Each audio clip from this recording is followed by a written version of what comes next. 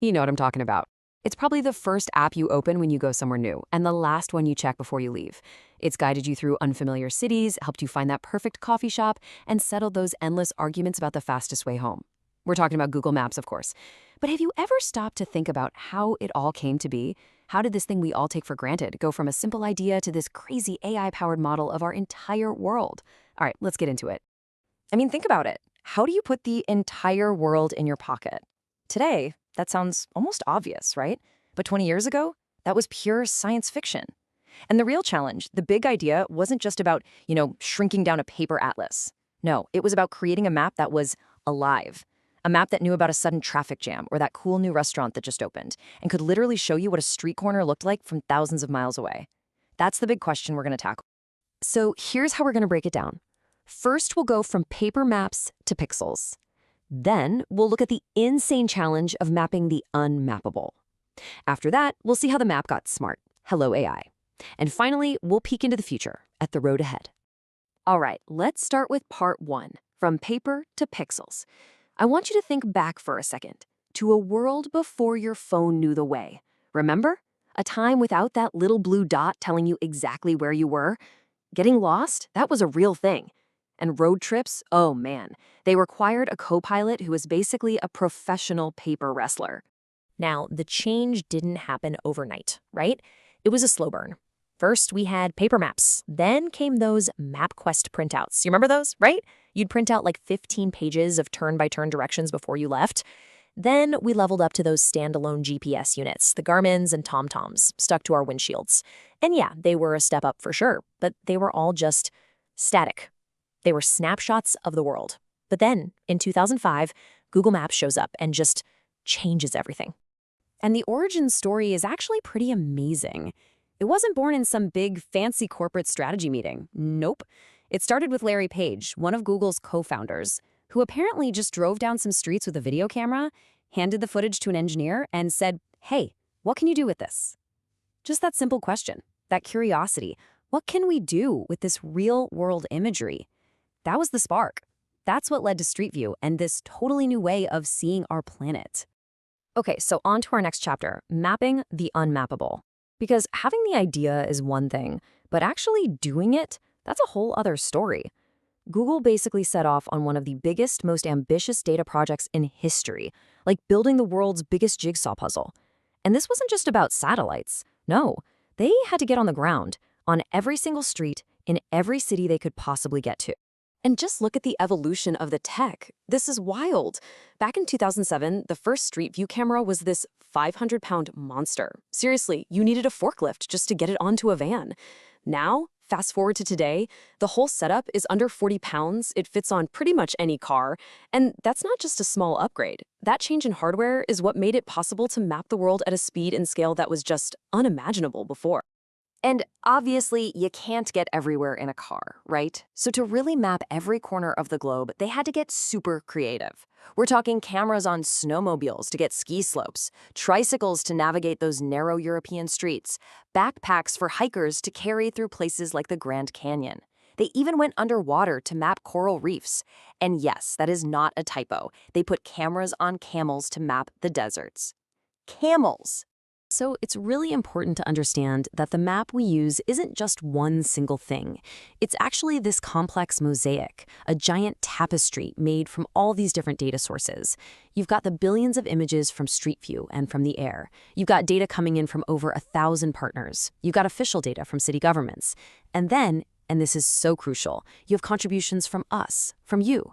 Over 500 million updates come from users every single day, things like reporting a road closure or leaving a review for a restaurant. And when you add all of that up, what do you get? This, 2 billion monthly active users. That is literally a quarter of the entire planet relying on this thing every single month. It's staggering. But here's the thing, just building this massive map, that was only phase one. The next great leap was teaching it how to think. And that brings us to our third act, the map gets smart. This is where we really see how AI gave maps a brain. It's the pivot point from the before AI era to right now. Because for years, the map was just a gigantic but kind of dumb database. The revolution that's happening as we speak is turning that database into a living, learning, conversational partner. The map is just not static anymore. It is a living, breathing thing. Get this.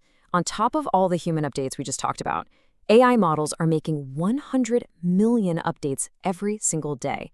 They're constantly scanning all those billions of images to pull out new info. Like they'll read a photo of a storefront to get the new opening hours, or they'll spot a new speed limit sign in a street view image. The map is literally refreshing itself all the time. So you've probably seen those incredible, jaw-dropping 3D views of cities in the app, right? Ever wonder how they do that? Well, the magic behind it is a type of AI called neural radiance fields, or NERF for short.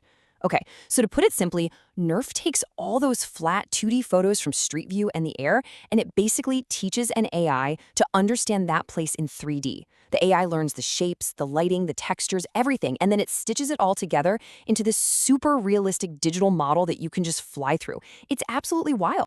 And look, this isn't just some cool tech demo. It's actually super useful. This immersive view feature lets you do some really practical stuff. You can see a 3D preview of your entire route. You can check what the live weather and traffic are going to look like. You can even see how busy a place is going to be at a certain time, or peek inside a restaurant to see if it's got the right vibe.